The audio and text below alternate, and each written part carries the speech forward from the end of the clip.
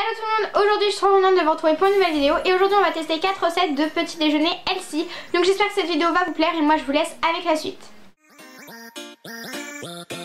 Pour ce premier test, j'ai décidé de tester une recette que j'ai vue sur la chaîne de Thibaut InShape. Donc je vous mets sa vidéo en barre d'infos si vous souhaitez aller la voir. Sachez que cette recette, je l'ai totalement divisée en deux. Donc je vais vous donner les quantités, mais divisées en deux par rapport à celle que Thibaut a donnée dans sa vidéo. Donc voilà, je vous la mets en barre d'infos et en annotation si on peut encore, je suis pas sûre. Enfin bref, donc c'est parti pour cette recette. Je tiens à dire que c'est ma recette préférée de cette vidéo, c'est trop bon. Donc vous allez avoir besoin de 20 g de flocons d'avoine, de 2,5 g de cacao en pur, en poudre, de 2 œufs et de 30 g de fromage blanc ou alors du yaourt grec. Je vais venir mélanger un œuf entier avec mon flocon d'avoine et que le blanc de mon œuf. Donc voilà, le jaune d'œuf on le gardera pour une autre recette que vous verrez dans la suite là, de la vidéo. Ensuite je vais venir tout mélanger, enfin fouetter pour ma part, jusqu'à avoir un mélange bien homogène. C'est important, on va éviter d'avoir des grumeaux et ça serait vraiment dommage quand même, avouez-le. Donc une fois que j'ai fait ça, que j'ai bien fouetté et que mon mélange me convient à peu près, je vais venir prendre donc soit mon yaourt grec, soit le fromage blanc. Donc le fromage blanc c'est beaucoup plus léger, donc c'est mieux quand vous faites du sport et tout et tout. Donc c'est à peu près une cuillère à soupe, mais c'est 30 g hein, si vous voulez vraiment les quantités pile poil. Moi je fais un peu pif pif, j'ai un peu la flemme de mesurer, mais bon, ça c'est chacun ses choix.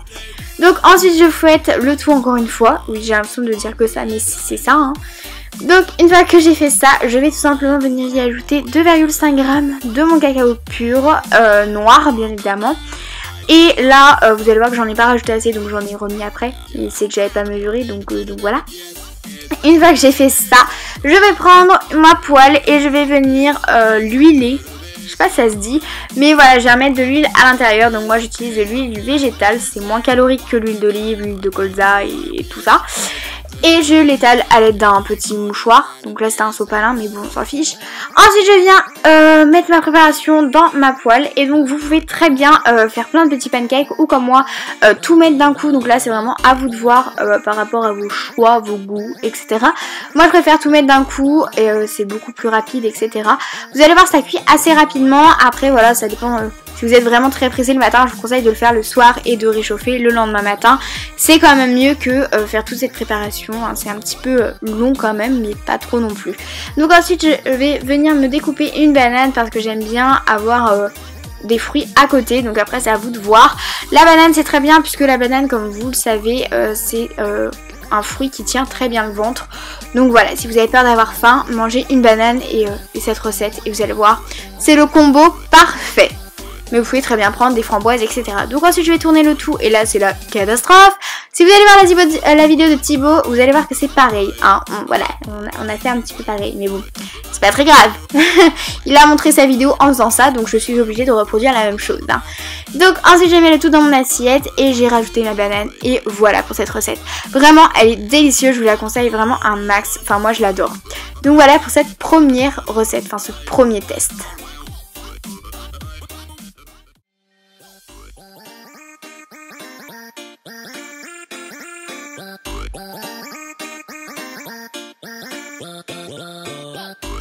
Alors pour cette deuxième recette, j'ai décidé de tester la recette du pudding aux graines de chia, je crois que ça s'appelle comme ça.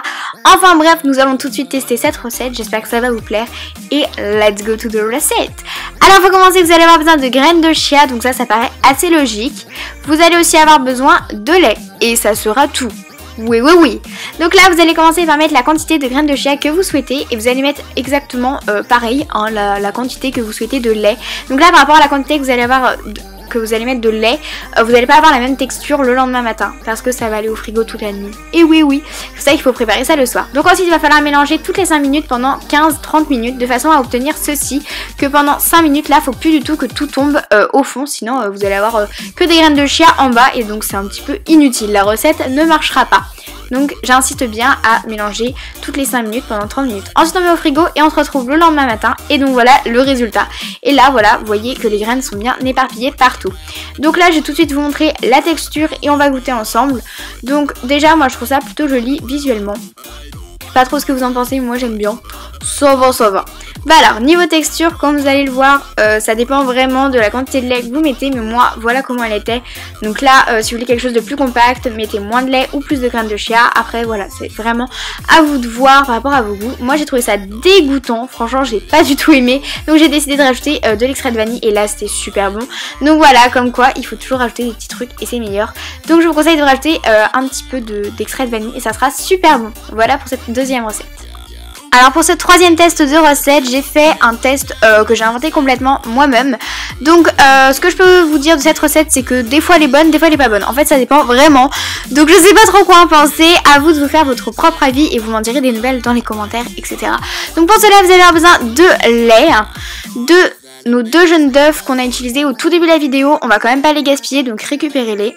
2 sirops d'agave, donc là c'est optionnel, mais moi je trouve ça vraiment meilleur avec, donc je vous conseille. Et du pain spécial sandwich, donc moi j'ai pris du complet parce que voilà c'est moins calorique, mais après c'est à vous de choisir. Donc dans mon saladier je vais venir mettre 2 jaunes d'œufs, donc les 2 entiers. Hein. J'y ajoute donc du lait, donc là j'ai fait vraiment des doses au pif. Ensuite je vais venir tout fouetter, enfin mélanger, enfin voilà quoi. Ensuite je prends donc une poêle et dedans je vais mettre un peu d'huile que je viens étaler à l'aide de mon sopalin, donc comme j'ai fait dans la toute première recette que je vous ai présentée. Donc une fois que j'ai fait ça, je vais venir prendre mon petit pain de mie complet ou normal. Je le trempe dedans dans ma préparation et je vais venir mettre le tout dans ma poêle de façon à ce que le tout cuise bien. Donc une fois qu'il y a un côté qui est cuit, je retourne et voilà ce que ça vous donne. Donc après c'est soit vous loupez cette recette, soit vous la réussissez. Franchement ça dépend. Et ensuite moi j'y ajoute du sirop d'agave pour donner un peu plus de goût pour que ce soit vraiment meilleur. Et voilà pour cette troisième recette. Donc là je vous conseille vraiment votre avis dessus. Voilà.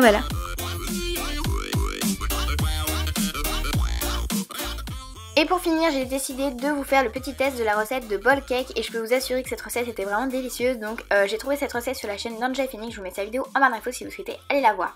Donc il vous faudra 3 cuillères à soupe de lait, de l'arôme vanille, c'est facultatif, une cuillère à café de levure chimique, 40 g de flocons d'avoine, un œuf, une banane et des pépites de chocolat ou comme moi, un carré de chocolat noir que vous découpez en morceaux. 3 cuillères à soupe de lait, ça sera beaucoup plus simple. Une fois que vous avez votre banane bien écrasée avec le lait, vous allez rajouter votre œuf en entier. Vous allez remélanger le tout jusqu'à avoir un mélange bien homogène. Puis vous ajoutez votre arôme vanille. Moi il est périmé donc j'en ai pas ajouté. Ensuite vous y ajoutez une cuillère à café de levure chimique comme moi je fais à l'aveugle. J'y ajoute mon flocon d'avoine et mes pépites de chocolat. Et j'ai plus qu'à mettre le tout au four pendant 3 minutes. Et je mets le tout dans une assiette. Et voilà ce que ça donne et c'était vraiment délicieux. Donc je vous conseille vraiment cette recette, elle est super bonne. Voilà pour cette 4e et dernière recette. Et voilà, cette vidéo est terminée, j'espère vraiment qu'elle vous aura plu. N'hésitez pas à tester les recettes et à me mettre en commentaire ce que vous en pensez de ces recettes et si vous allez les reproduire chez vous. Moi je vous fais plein de gros bisous, mais avant n'oublie pas de liker, de commenter, de t'abonner et d'aller voir mes autres vidéos si tu le souhaites. Moi je te fais plein de gros bisous et je te retrouve la semaine prochaine avec une nouvelle vidéo. Bisous!